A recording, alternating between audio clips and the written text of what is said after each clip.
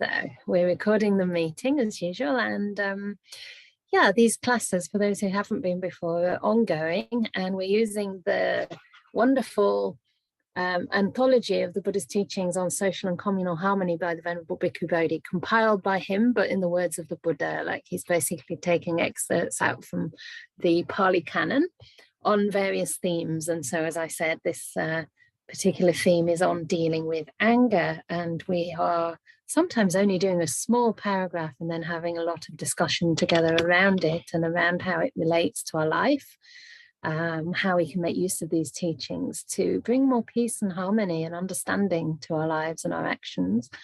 So, and in particular, anger, of course, is one of those very obviously afflictive and harmful emotions that we're all subject to from time to time. And there's a whole spectrum of emotions that can come under that label, if you like, of anger. You know, things we might not always realize are necessarily anger, such as irritation, frustration, impatience, maybe boredom, depression, restlessness could even be a kind of irritation, you know, unsatisfaction, dissatisfaction with the moment.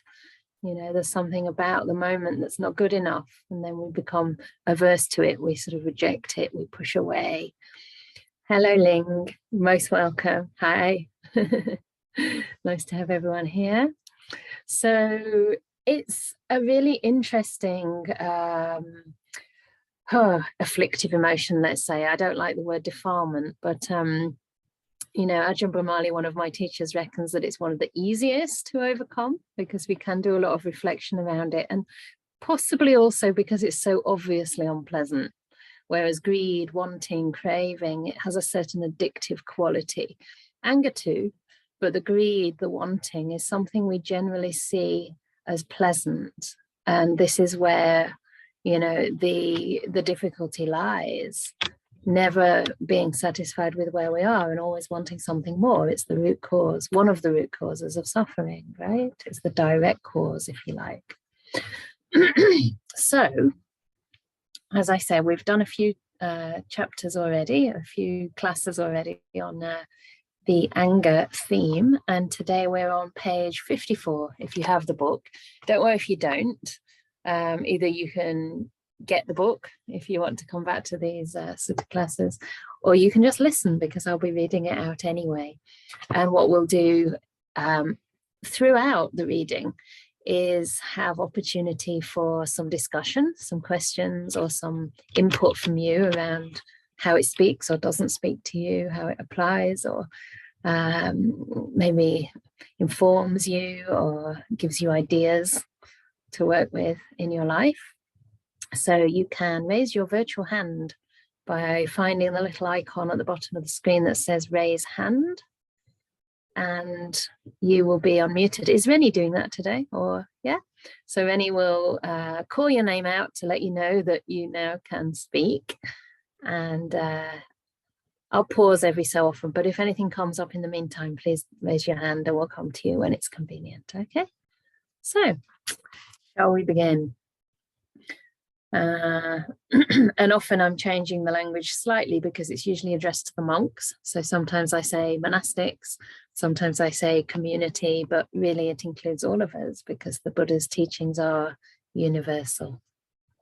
So this particular passage is from the Anguttara Sevens, number 64, and it's called the 7 Dangers. So the Buddha says, community. There are these 7 things that are gratifying and advantageous to an enemy that come upon an angry man or woman. What 7? Here, an enemy wishes for an enemy. May they be ugly. For what reason? An enemy does not delight in the beauty of an enemy.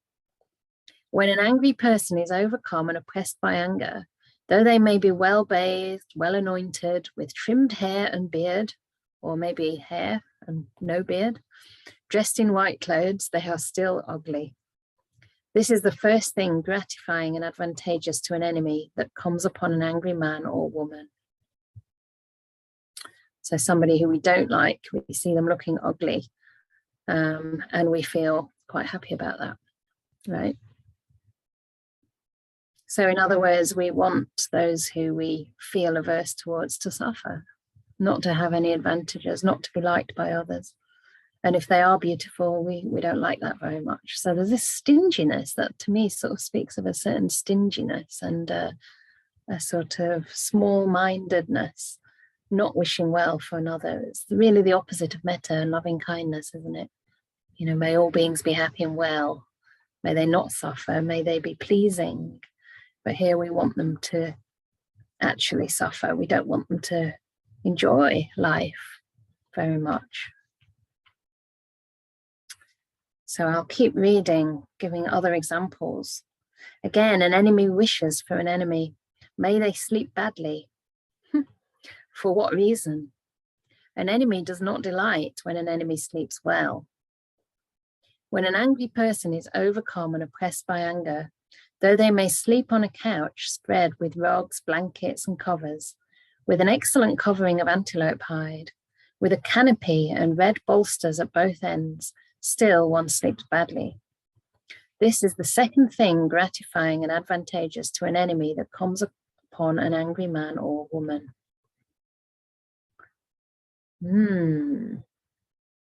So not only do we wish that they sleep badly here, but they actually do sleep badly. So the Buddha's in a sense talking about the natural outcome of having anger, that one is not able to sleep. But if they do sleep well, we don't like that very much. I can already relate to that, you know, slightly. Not that I wouldn't want people to sleep well, but I know for myself, like if, say, there's a person who is, I don't know, an oppressor of many, or you know, a tyrant, somebody who's involved in, you know, great harm. You know, we can think about governments that are oppressive and that slaughter their own people. Are we happy to hear that they sleep well at night? Do we want them to sleep well at night? Do we rejoice, or do we actually think they shouldn't be sleeping well at night? So it's a little bit different from wishing that they don't, but I can see where this is pointing. Somehow we like to feel there's a natural order in the world and that people get their just desserts, so to speak. But is that really helpful? Is that really helpful to us? Are we not just taking on some of those negative qualities that we see in the enemy and bringing ourselves, you know, a little bit down to their level by wishing them harm? Because in my experience, people only really cause harm to others if they're suffering themselves, and they might not realize they are. You know, their good karma might continue for a while so that they don't seem to be affected. They still seem to have a happy life. But for sure, you can know that planting those seeds of hate is going to lead to their destruction in the long run, right? It's going to lead to unhappy states of mind, unhappy states of being in the long run. I'll keep reading because I do want to get through this sutta at least, and we'll have questions maybe and some discussion at the end. So the third one is another thing we might wish. So again, an enemy wishes for an enemy. May they not succeed. For what reason? An enemy does not delight in the success of an enemy.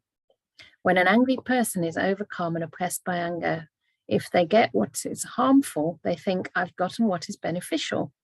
And if they get what's beneficial, they think, I've gotten what is harmful. When overcome by anger, they get these things which are diametrically opposed. They lead to their harm and suffering for a long time. This is the third thing gratifying and advantageous to an enemy that comes upon an angry man or woman.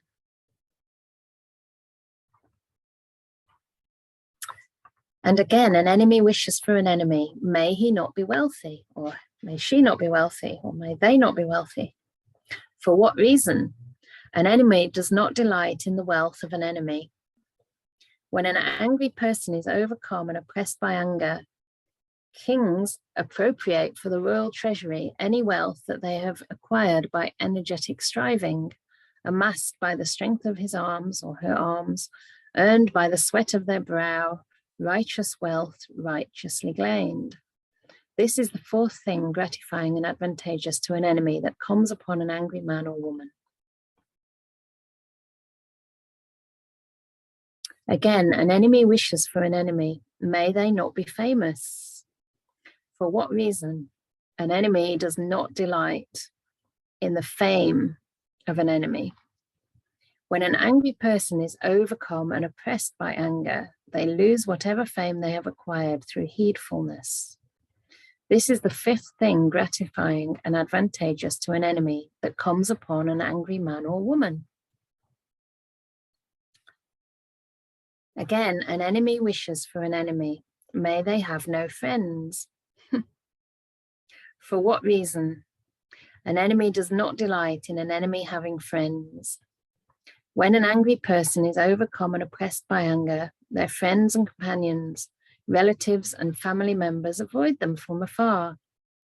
This is the sixth thing gratifying and advantageous to an enemy that comes upon an angry man or woman.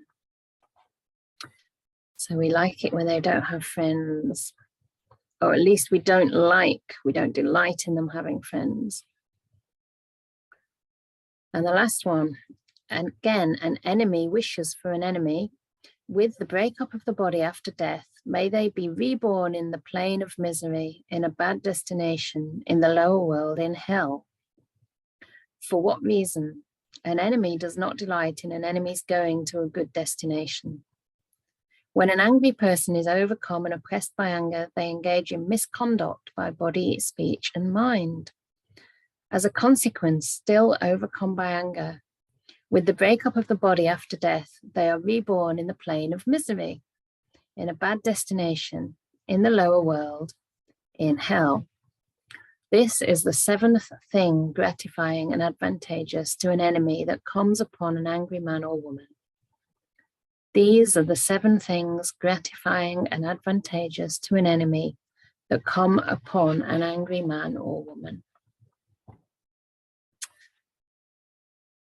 So somebody said in the chat here, isn't it scary to think that if they aren't sleeping well because of causing harm, they will continue the harm? That's true, yeah.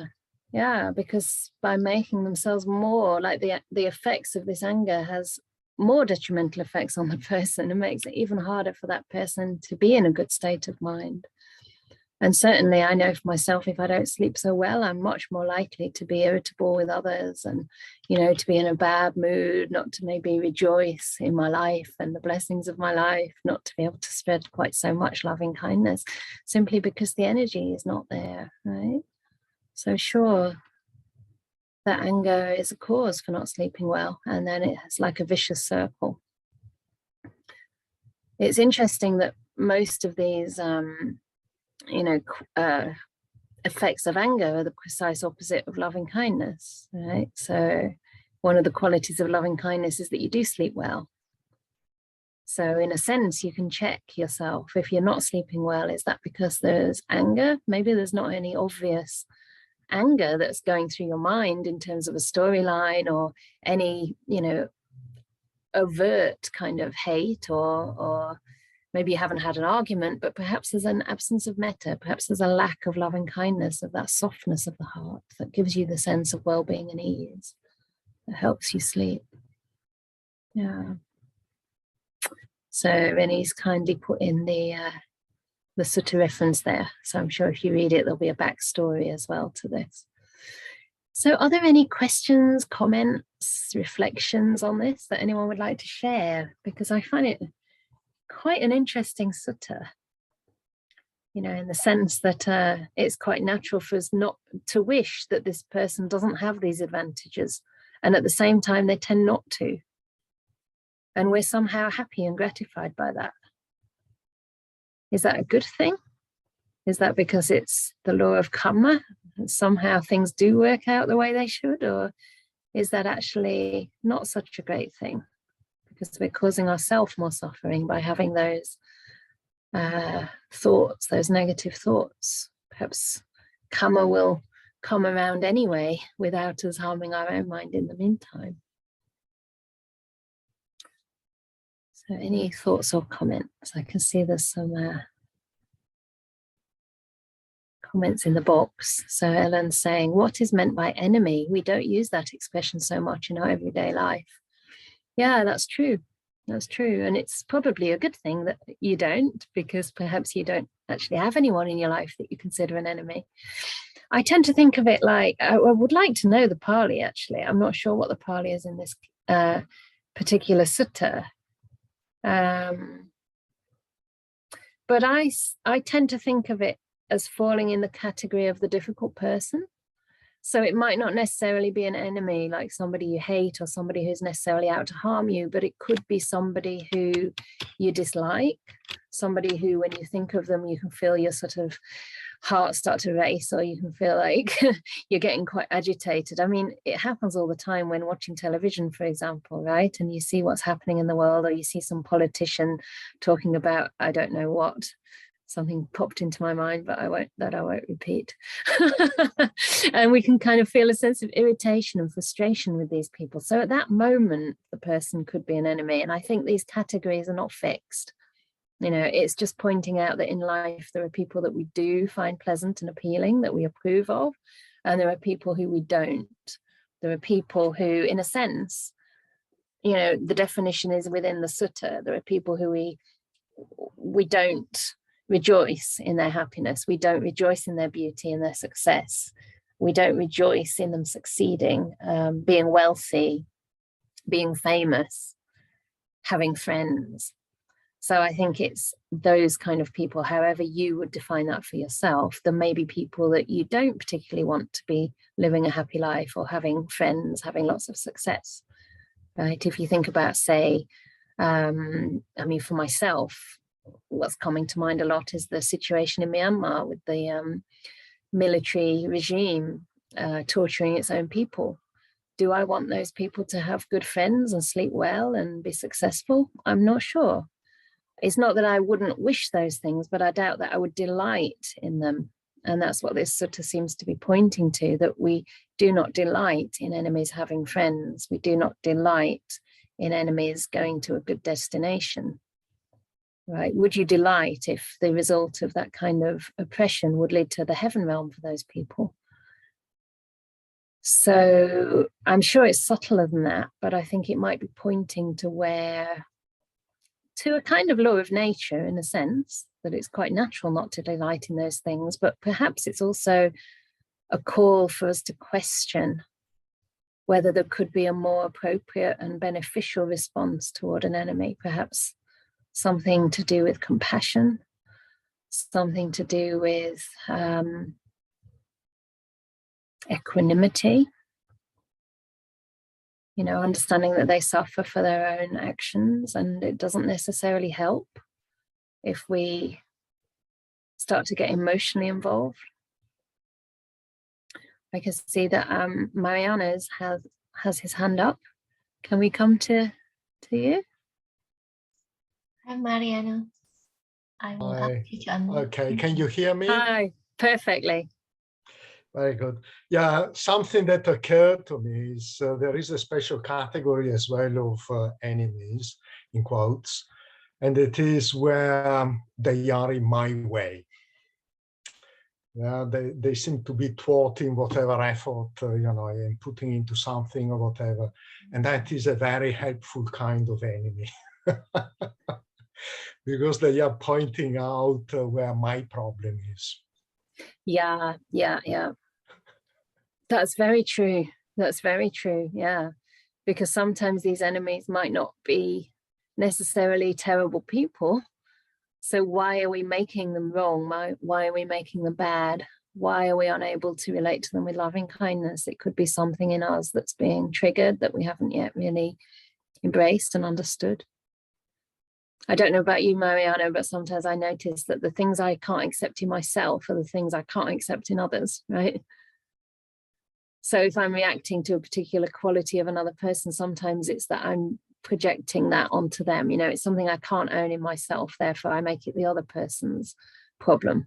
And that means that I don't have to look at it in myself. And perhaps, you know, that person has more of it in my mind, you know, but perhaps the sum of that in myself as well. And I haven't fully contacted that and understood the suffering that that causes for me.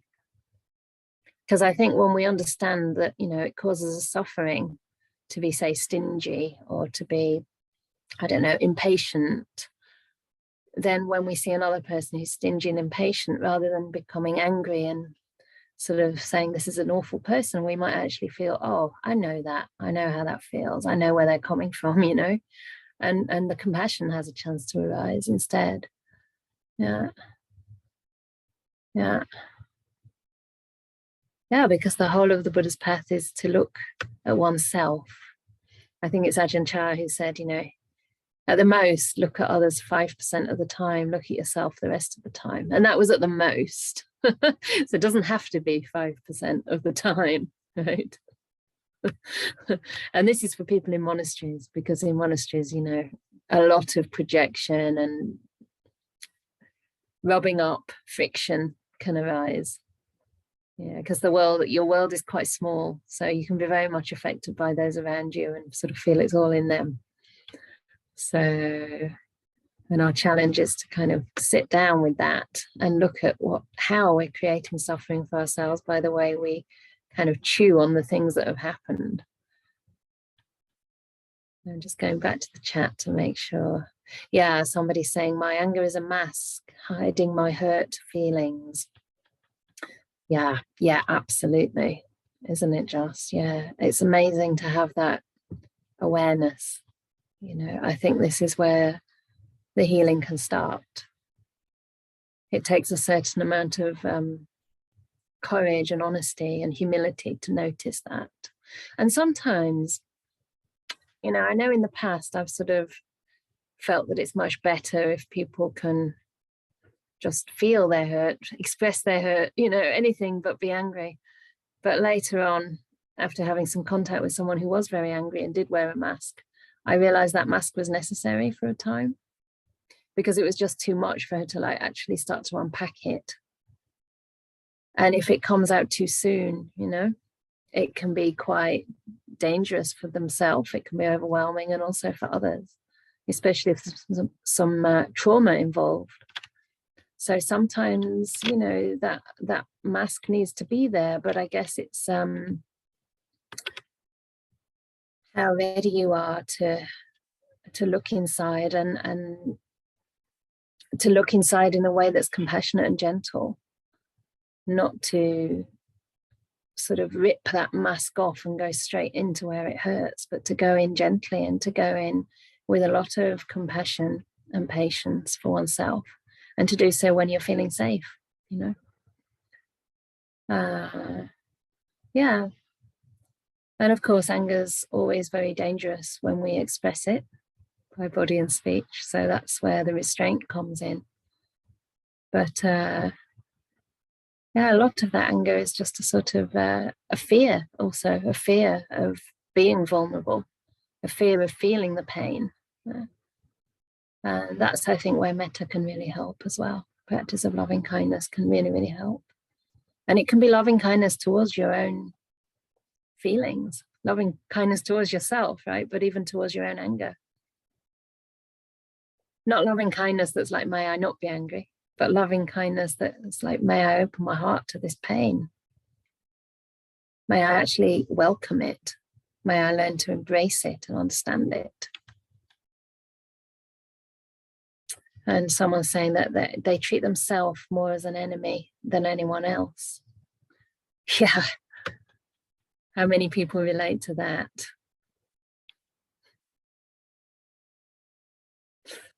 Yeah, quite a few.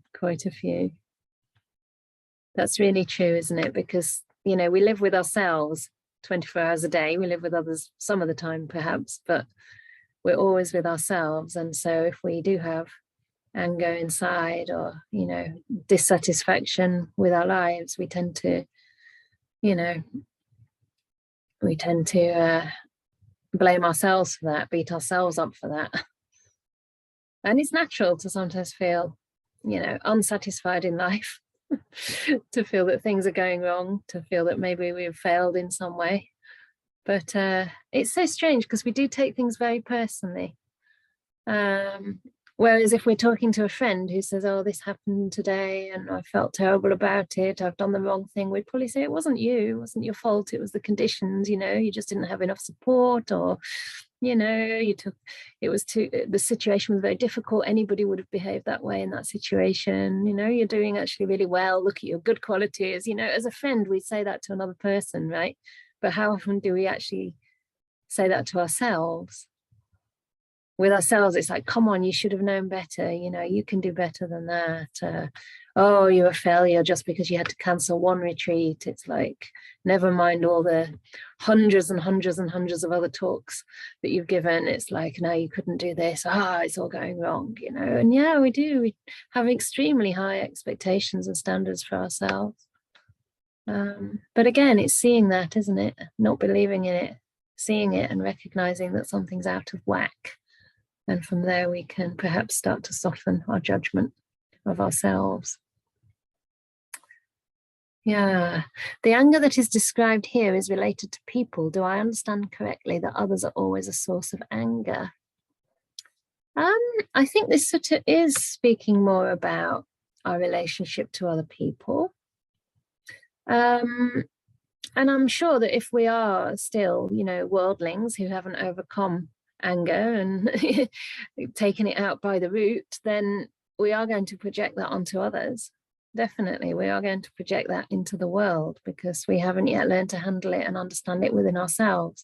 So in that sense, you could say they're a source, but I wouldn't say they're the root source. I'd say they're more the sort of object of our anger than the actual cause.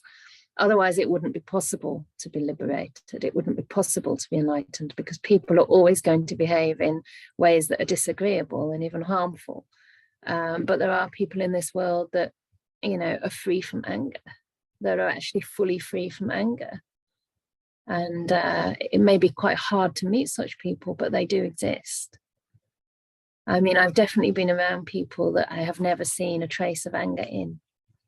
And that is, and not many, I mean, I say people, maybe person or persons, maybe. And you have to be around them a long time to notice that, but it is possible to overcome. I think really by understanding that the anger is hurting us before it can ever hurt anyone else. So the real source of anger and craving is delusion. That's the ultimate source of it. It's not understanding things properly, taking things to be self when they're non-self, taking things to be permanent when they're impermanent, taking things to be happiness when they're actually suffering. So it's misunderstanding these characteristics of life. We don't yet fully understand that really nothing has an intrinsic essence. Everything is a product of causes and conditions. So there really isn't a person to be angry with. But of course, this is a high level of understanding. I mean, one of my teachers, I think it was Goenkaji, my first teacher, well, it might be Ajahn Brahm, I'm not sure. But they both have, you know, the Dhamma is the Dhamma, whoever expresses it. And they're both saying, like, look at a being in terms of the 5 khandhas, the 5 components of existence. What are we essentially comprised of?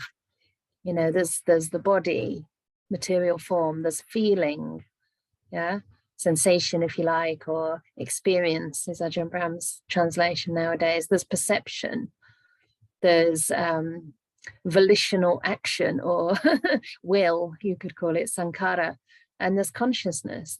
What else is there in a human being? What else is there in any being? There are these 5 components of existence.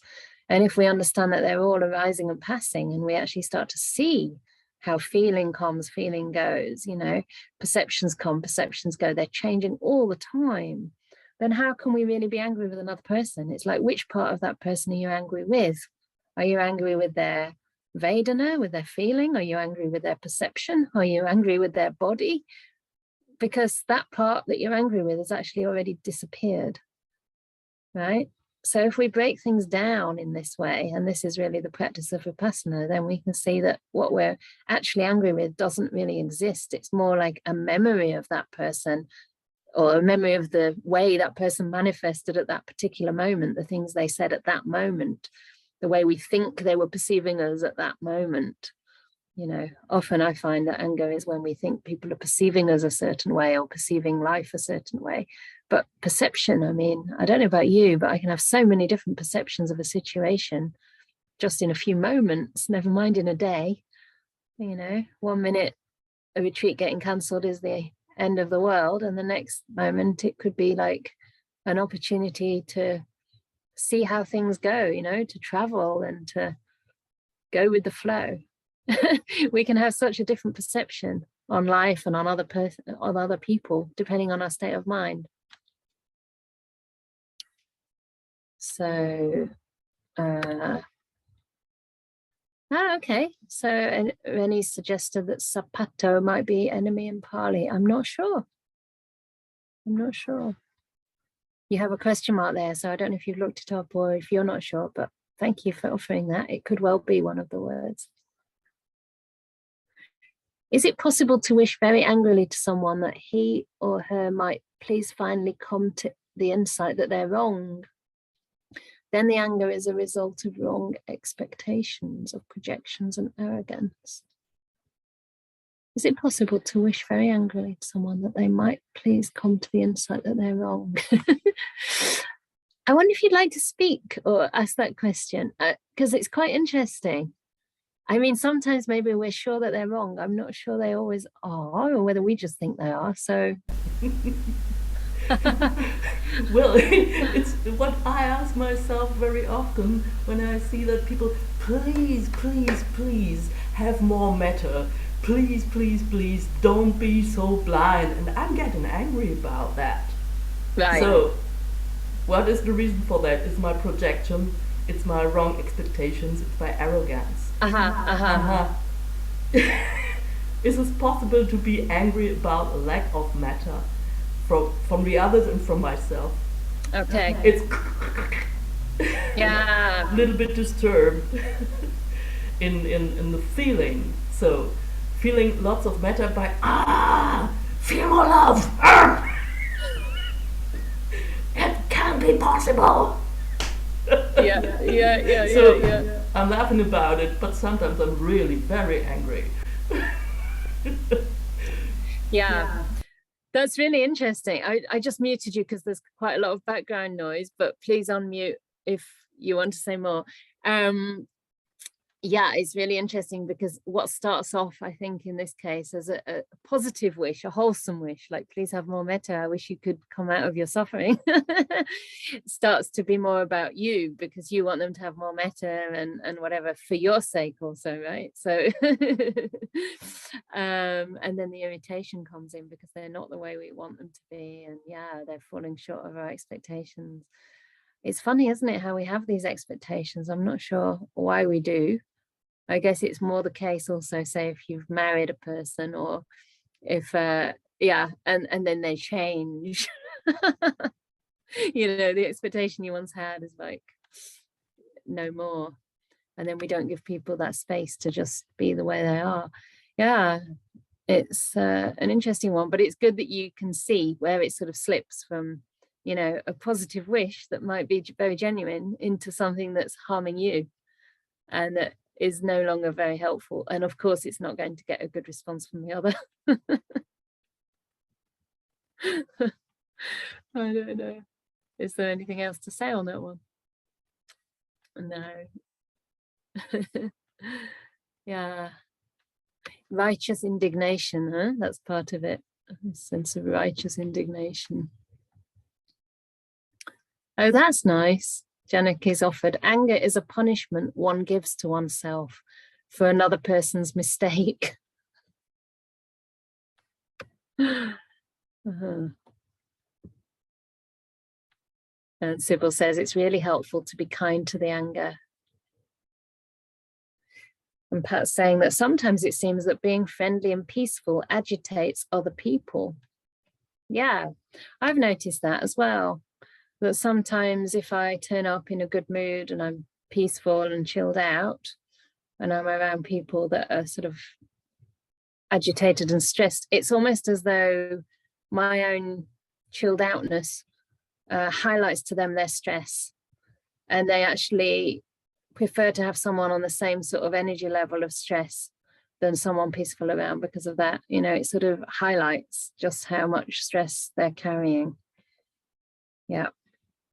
It's interesting because there's another sutta, I don't know if we've gone past it or not, or if it's in this topic, but it's about how people who are like-minded seem to be drawn together like magnets. You know, people that are sort of in a way on the same energy frequency are drawn to each other, because it's more comfortable, isn't it, if we're sort of being validated as how we are and not being confronted with people who maybe do seem much happier.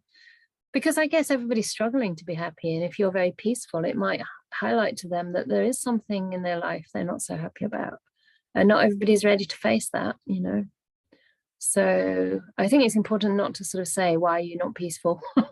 And maybe not even to come on too strong sometimes, like sometimes just to keep that happiness and that peace a little bit contained within yourself, and be able to be receptive to the other person in small doses if possible, because sometimes it can also drain you very much if you're around that sort of more negative energy for a long time.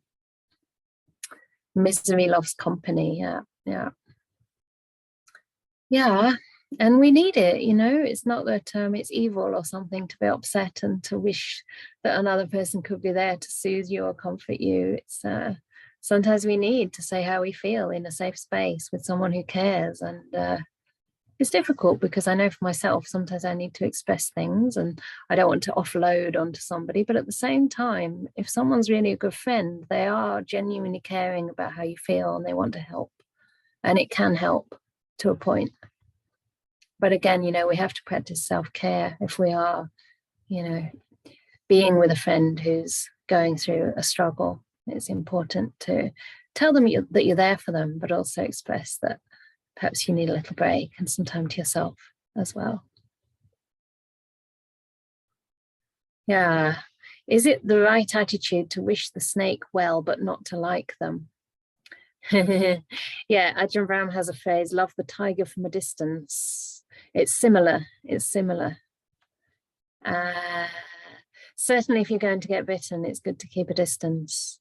Not liking them, I don't think you really need to like or dislike somebody. I mean, if you actively don't like them and that's an aversive quality, then I think we can develop more loving kindness. But that doesn't mean you have to associate with them. It doesn't mean you have to be their friend and have them in your life and see them for tea. It doesn't mean this. It just means that we take care of our heart to make sure that we're not harboring any kind of resentment or ill will towards another person. But certainly it's important to choose our friends. It's really, really important to associate with people who seem to be on the right path, seem to be trying to practice right speech, right livelihood, right action, etc. And, you know, to be around people that inspire and uplift you rather than pull you down. So certainly those who are on the path trying to develop the qualities that you yourself want to emulate and develop in you. So yeah, it is good. Yeah, and you have mentioned metta there. You're wishing the snake well. Yeah, loving the tiger from a distance. And it might be a huge distance. You know, I mean, if you have been maybe abused by somebody or really harmed by somebody, it might not be helpful even to bring them to mind in the loving kindness meditation, maybe for years. You know, maybe you don't want to invite them into that. Maybe you first need to resource yourself and practice with the loved person or practice with yourself until you feel really, really ready. And then, you know, you could bring them in like in a group.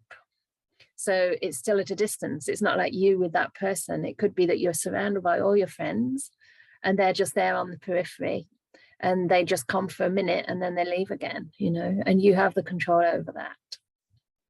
Or it could be like what happened to me.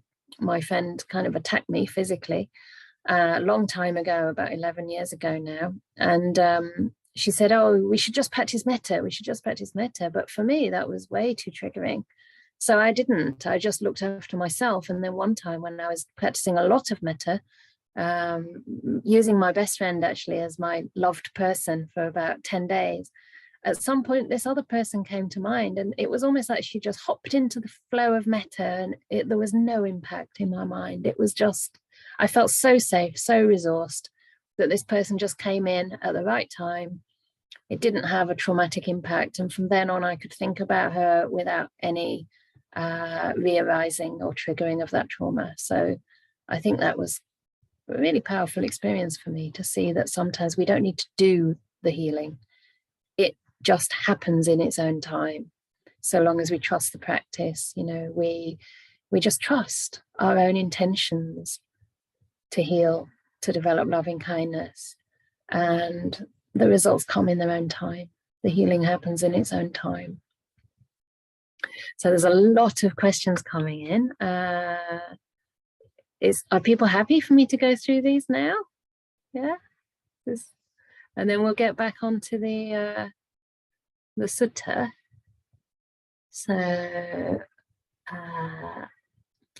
someone's asking, what if the tiger or snake is your relative that you're responsible for? Yeah, then it's difficult. Then I think a lot of loving kindness towards yourself as a kind of protective shield. So you can imagine that this tiger and this snake wants to bite you, but you know, if you have like this force field of loving kindness around you, like a white light or a kind of bubble that's filled up with goodness and love, then they can't actually hurt you too much. A lot of compassion to yourself.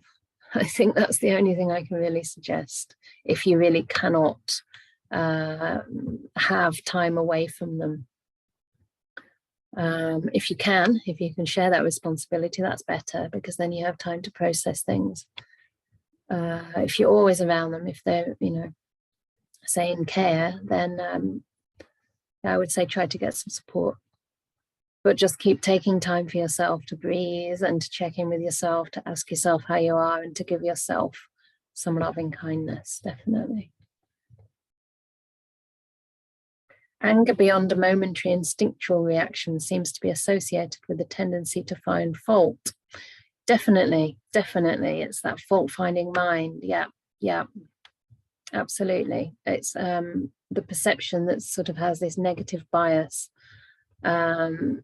In a sense, a lack of gratitude again, and a lack of mudita, a lack of being able to rejoice for what is good, in what is good. Yeah. And it's something that's come over many of us. I think it's cultural as well, but I think at the moment with the COVID and the pandemic and all the difficulties around that, it's very easy to focus on what's wrong because it's so blatant, isn't it? It's so obvious. But it doesn't take a lot of skill to do that. It's the obvious thing to do. It takes a little bit more training of the mind to look for what we do have going for us, which most of us have a safe space to live. Most of us have some company or some people in our lives who care. We have the Dhamma teachings freely available, accessible. You know, we have this community space. We have food, we have shelter. There's a lot we can look forward to. We also have, you know, good healthcare in these countries, believe it or not, compared to most. We have the privilege of free vaccines if we want to take them. We even have a choice. We do have a choice. There's so much we can be happy about, but we have to intentionally bring it up in our mind to counteract that negative bias that the mind has too for its own survival. Yeah.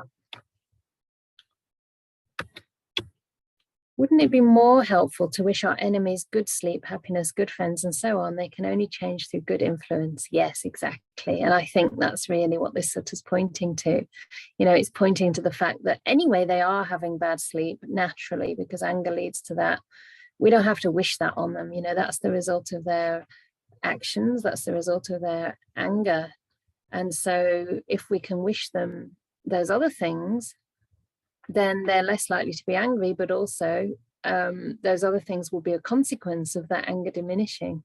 So by wishing them those things, we're actually wishing them freedom from anger, and they'll be less likely to be able to cause harm to others.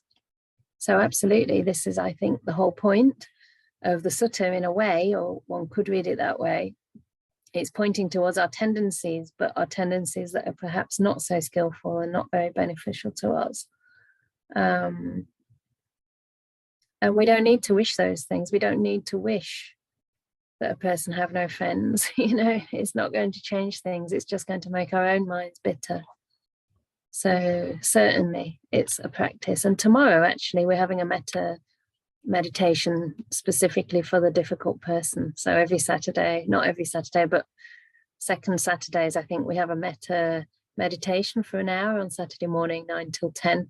And we go through the different categories of being. So last week we did the neutral person. This week it's the difficult person. So we can do these wishes. We can wish our so-called enemies or people we find difficult, well-being and happiness and peace. And we'll do that gently, we'll do that at a distance, you know, just as much as you wish, by starting with ourselves and the loved. So we start, you know, with the easier people to build up that loving kindness, and then when possible, if possible, we can just practice a little bit with the difficult person. And really we're changing our own heart. It doesn't matter if it has effects or not on anyone else. Even if it doesn't seem to have an effect on you, the very fact that you intend it is already a step in the right direction. So yeah, good. So it's we still have almost half an hour, so shall we see if we can get into the next sutta as well? It's only a shortish one. Unfortunately, this one has lots of dots that usually come up when there's repetition, but in here I don't even know what they're repeating, so I'll try and work it out.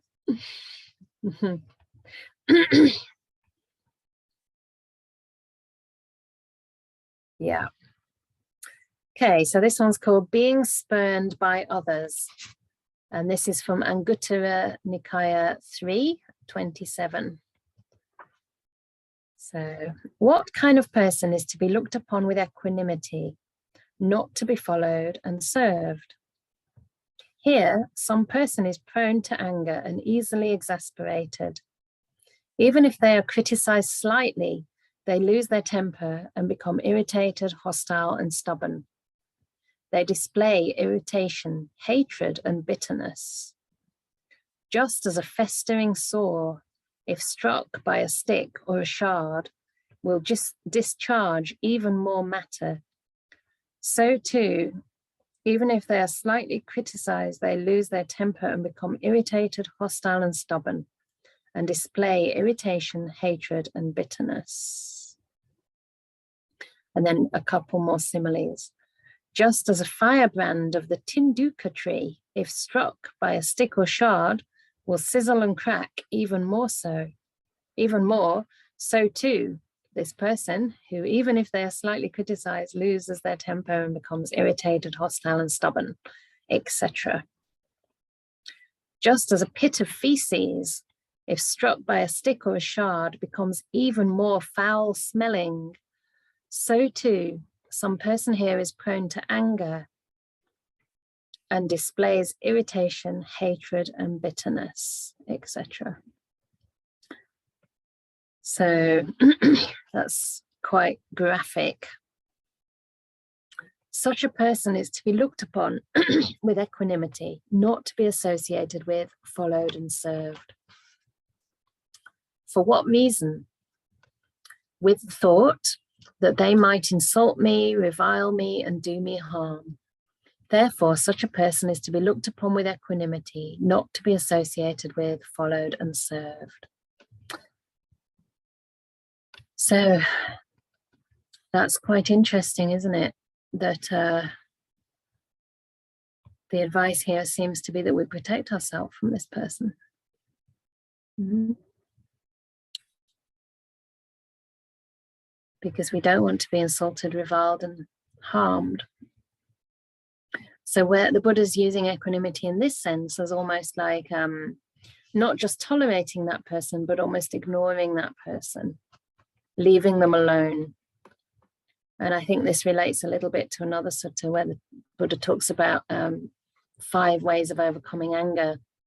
I think it's something like loving kindness, compassion, loving kindness, compassion, equanimity is one of them, and also ignoring that person.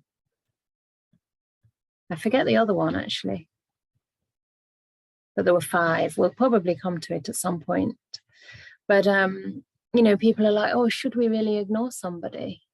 Isn't that really harmful? But I think in a case where we are likely to become harmed ourselves, it just means not bringing them up in our mind. For example, people on the news, in the media, you don't have to read about all the terrible people and what they've done. Yeah, you can ignore them. It also means, like it says here, not to be associated with, followed, or served. So it's not that you disregard them forever and ever and you can't practice metta towards them, and you can't, maybe that will not change in the future. It might change in the future. but we don't really, it's not good for us to hang around with those people, because it's only going to actually not create only more harm for us, but it seems to me from this similes that it creates more harm for that person too, right? If they keep getting irritated and expressing their anger, they become so foul smelling. It says, just as a pit of feces, if struck by a stick or a shard, becomes even more foul smelling. So they're prone to anger. It's almost like that anger is just waiting to ooze out and to, you know, cause more damage. So it's better to actually take some distance from this person with equanimity. So I don't know if that speaks to anybody, or are there any questions or comments around that? It's obviously not always possible to have a lot of distance from a person. So in that case, perhaps, can we mentally distance ourselves? Is that possible? Yeah. So I actually don't know your name, the one who's just called Zoom user, but anyway, I can see that's not your name. You're welcome to write it in the chat if you wish. You don't have to either. But you're saying that you were hurt by someone and just kept them at a distance, but treated them with kindness at a distance. Yeah, exactly. Ah, good. Yes, it's Bill. Yeah, you did say so in the beginning. Yes. Thanks for reminding me. Yeah. Yeah, that's a very skillful way. That's sort of what I also did with this person. Treated them with kindness, but I think in my case, I was just treating it more with equanimity, as in not really bringing them to mind intentionally. It was almost an ignoring, but with the trust that, you know, eventually that hurt would lessen and the heart would be ready to bring them back in. And I've brought them back into my heart, but I still haven't met them again. And I don't think that that's even necessary. You know, it just so happens that life hasn't brought our paths together anyway. And I feel that if it did, I could say hello. You know, I might make sure I was with someone else to give me some moral support, but I'm pretty sure there wouldn't be any anger, or there'd only be a well-wishing for that person. Yeah. So sometimes, you know, our paths just have to go different ways. So I was saying, I've definitely been that person who's easily irritated and whose anger was willing to lash out at any moment. Yeah. Yeah. Yeah, it's wonderful, isn't it, to identify ourselves as well, because we can easily read this and think, oh, it's somebody else. But aren't we all these people at some point, right? Because we're changing all the time. There's definitely times that, you know, you say anything to you and, oh, you know, nothing's going to work, is it? Because we're just in a really lousy mood. I'm sure I was pretty difficult as a teenager. You don't have to say very much to me, or maybe a lack of saying something to me, and I'd storm off to my room, you know, because my mom didn't ask how I am. So that was it. Storm to my room, bang the door. And I know that she didn't quite know how to handle that. You know, she's like, I'm walking on eggshells.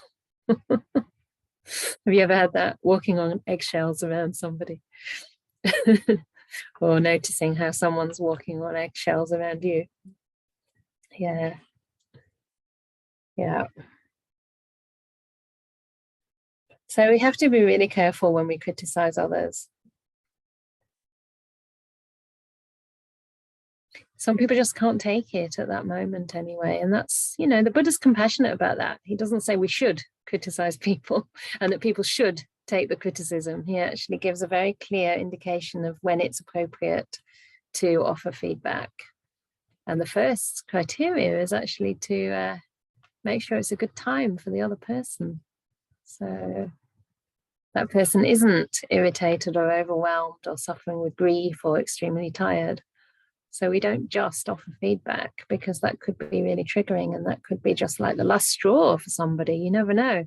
This angry person, they could have been, you know, maybe it's not their fault, right? Maybe they're a festering sore because they've been at work and just been criticized all day long.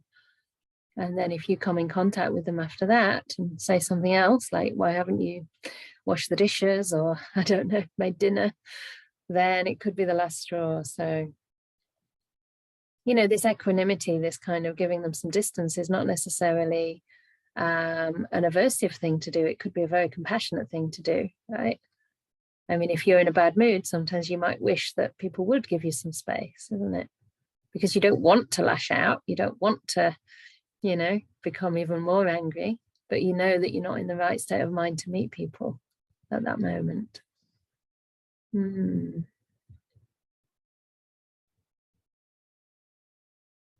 Yeah. So just check in the comments. There's a lot of comments in the box today. You are welcome to put your hands up. I kind of prefer that, to have a bit of a discussion. I mean, if you don't feel confident, that's fine. But if you can, please do put your hand up. We will get to you. It's also less work for me because I don't have to read all the comments and respond to them without having that like empathy that I get from body language and hearing your voice. I can see Mariano's got their hand up. I'll just check that there's no one who hasn't spoken yet in the little box, and then I'll come to you. Is there anyone from the box who would like to speak who hasn't spoken yet? So we've got a few more hands coming up. Can we go for Mandy first? Okay, sure. Okay. Thank you. Sometimes I think maybe some situations may require, at least in lay life, for us to show, I don't know if it's anger or passion, but I'm trying to just be kind of broad with my description, but to be able to show the depths of our experience or what we might have gone through. But I know that in that situation, it's damaging to me.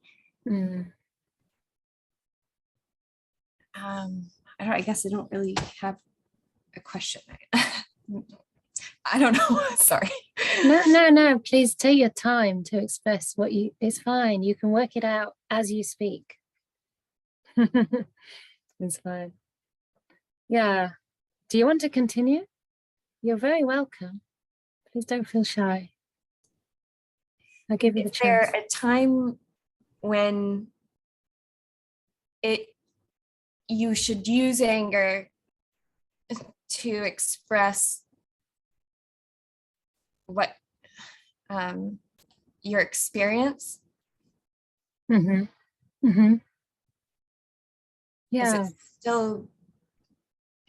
It's still damaging then still. I see.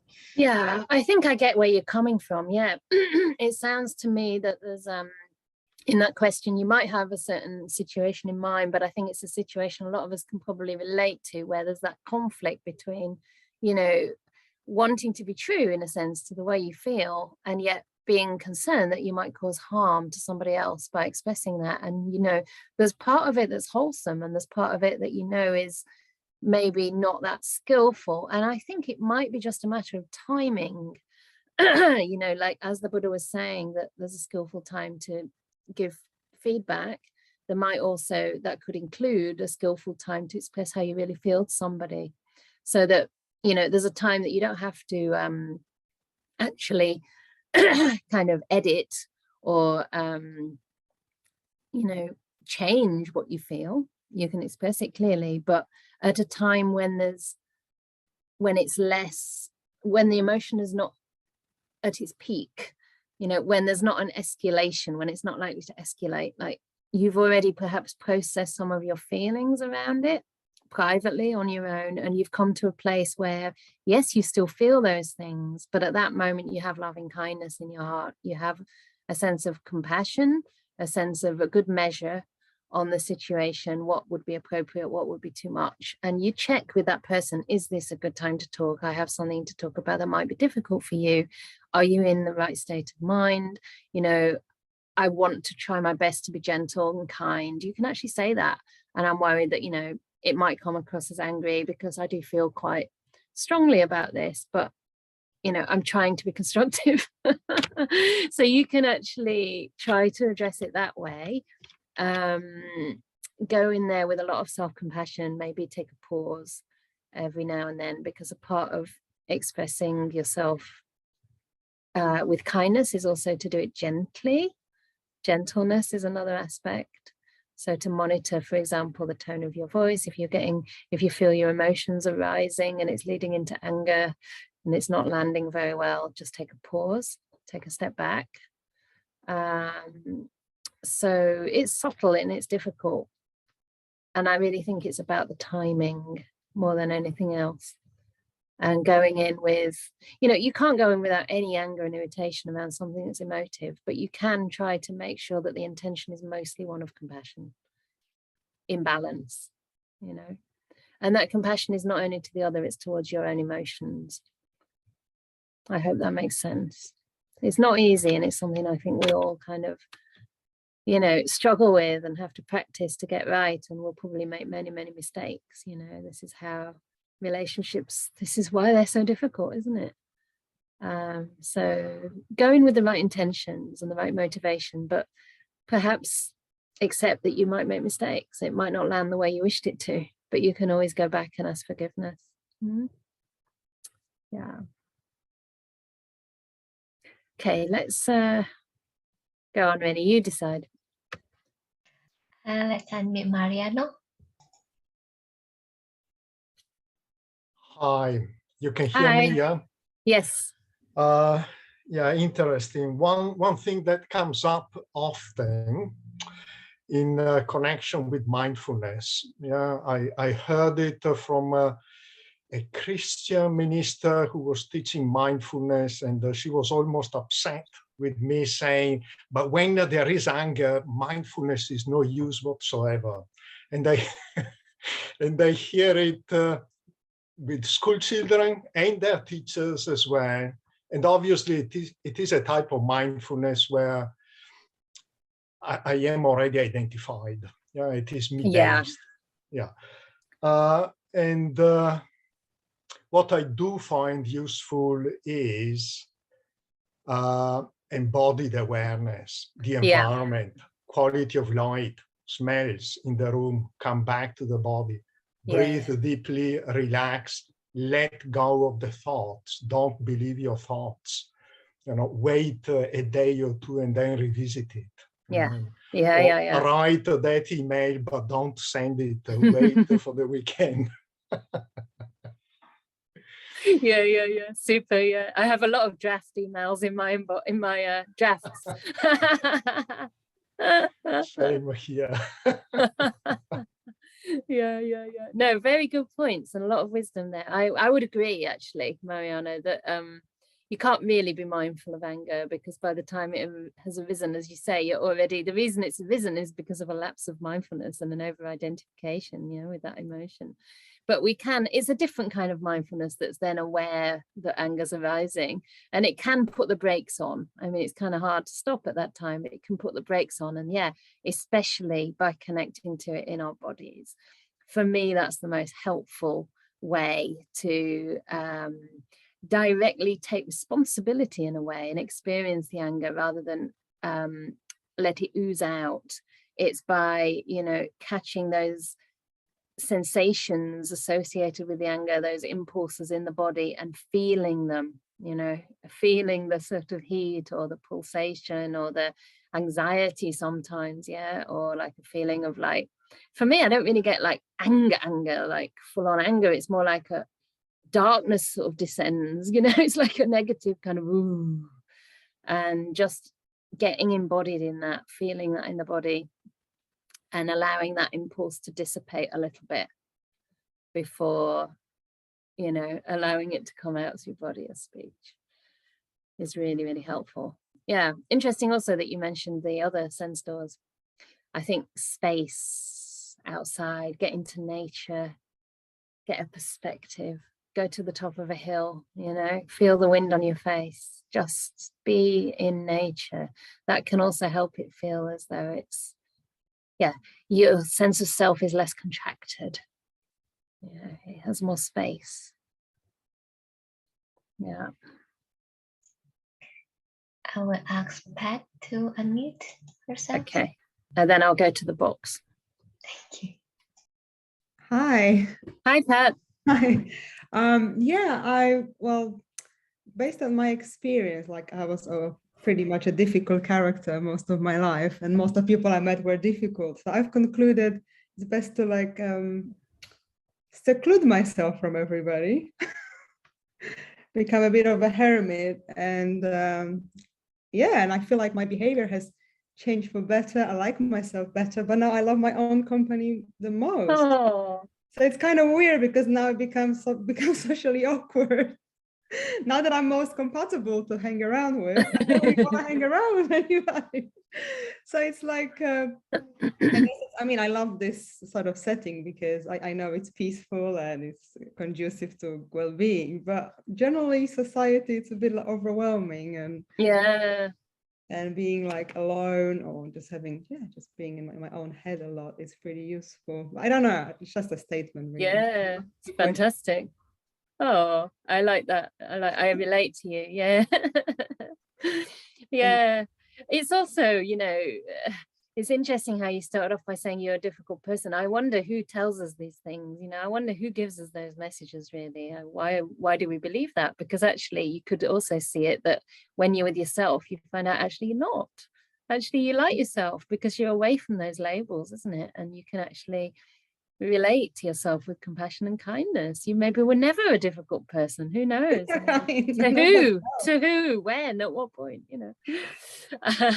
But yeah, it's that's why we have monasteries, really, communities of hermits. So we're all together but alone.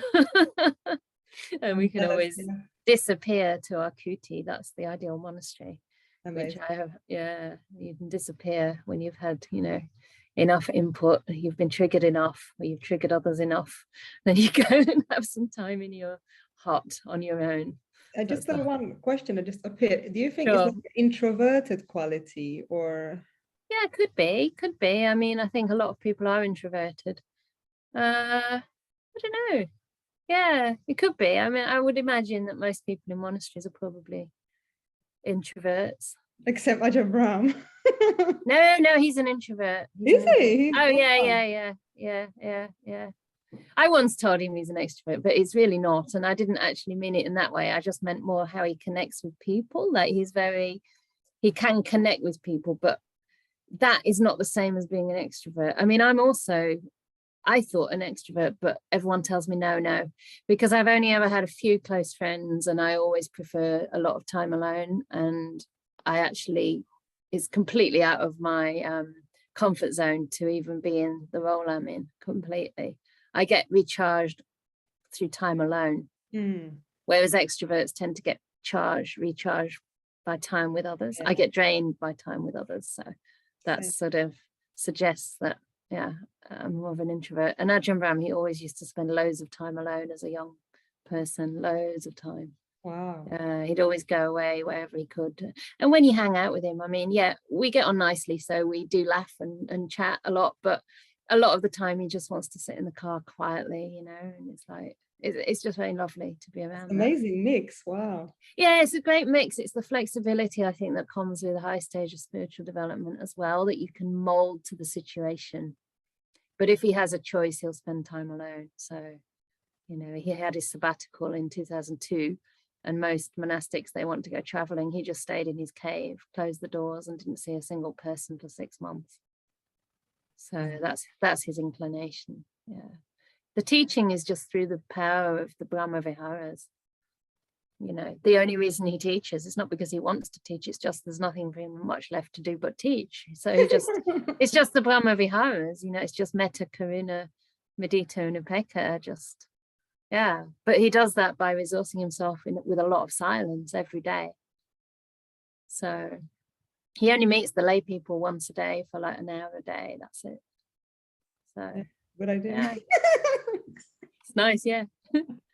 So let me come to the box, just because I want to answer anything that's actually a question before we end. So for Simon and Frank especially, have I understood it correctly that we should protect very angry people from our happiness, keeping distance not only for our sake but also for theirs?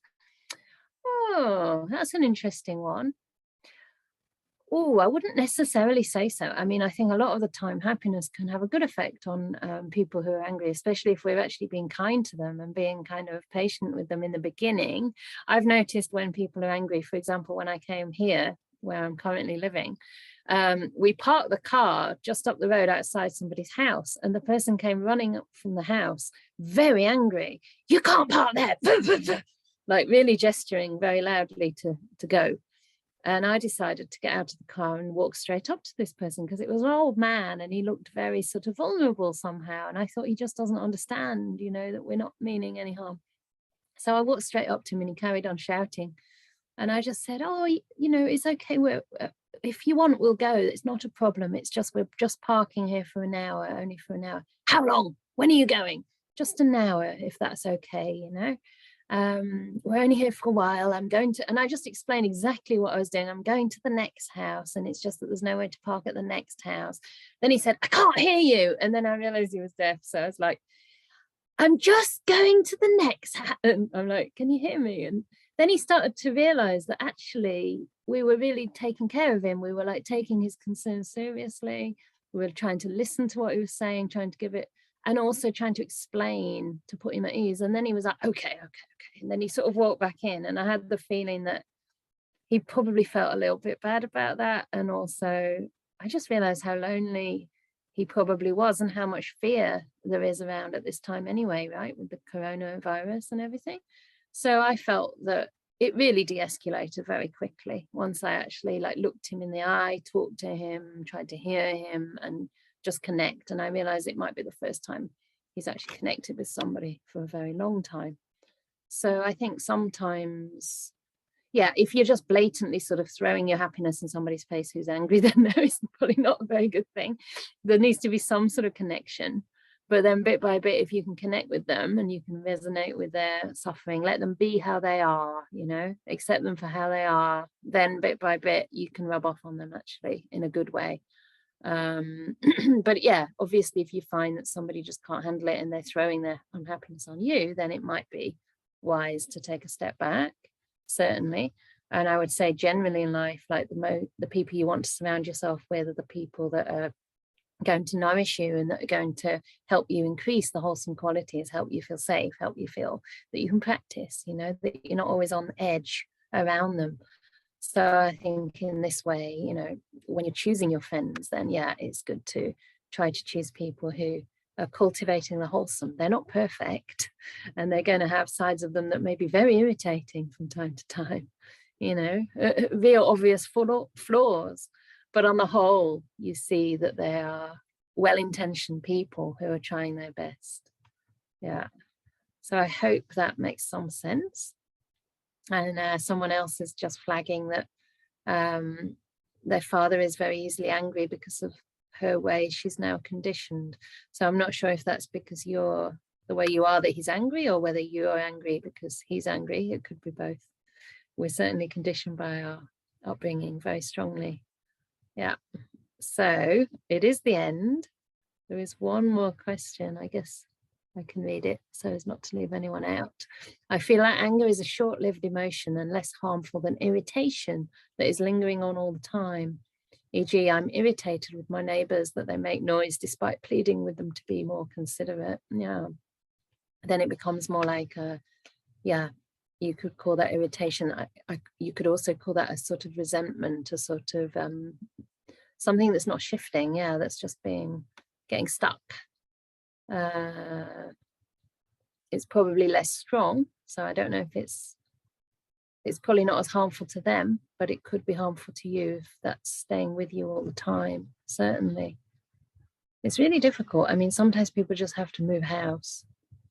Two of my friends here actually had to do that because they were in an apartment where someone was playing extremely loud music right above their head, and it wasn't possible to change it. So if you've done everything you can to try and protect yourself from that noise with, I don't know, earplugs and all, and maybe been to speak to them, maybe you could drop them a little card with a few words, I don't know, and just try to explain in a really non-violent way how it affects you and how you really don't want to, you know, impinge on their lifestyle, and yet could there be some way of compromise?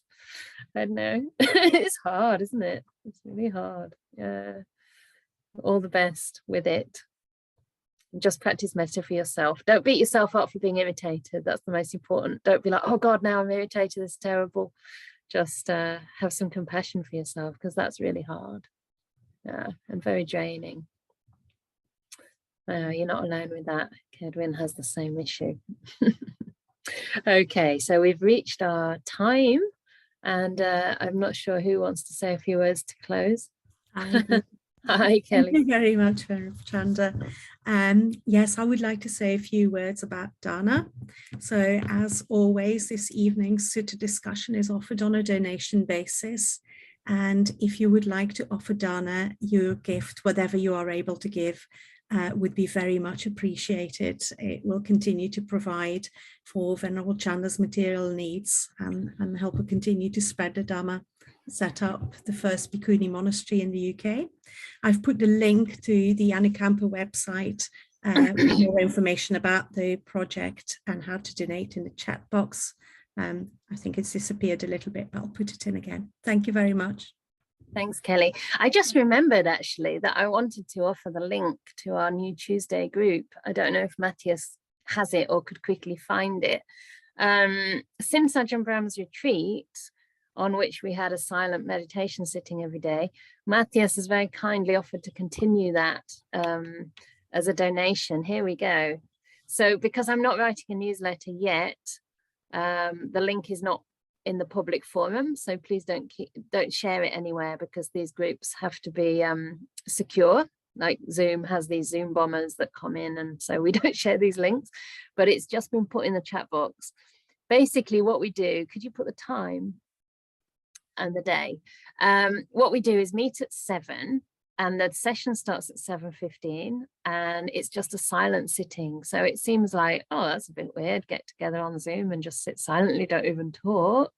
But what it does, I think, is give you all an opportunity to have a regular meditation practice. You at least have one session in the week that is guaranteed you're going to make it, right?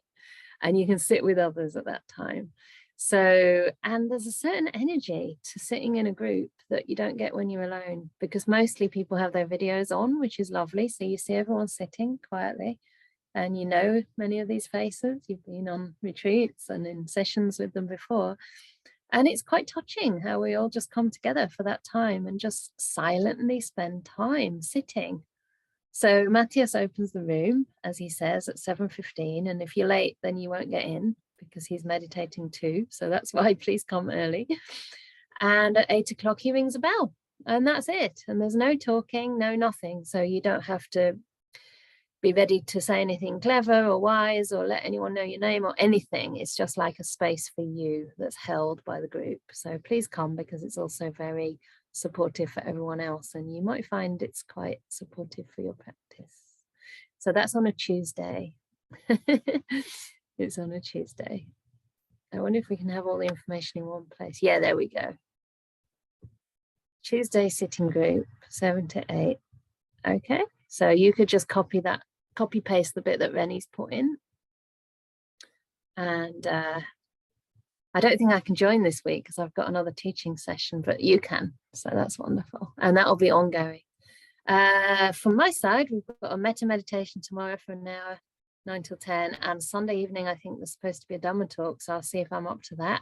Otherwise we'll have a Q&A, but it'll be a guided meditation anyway.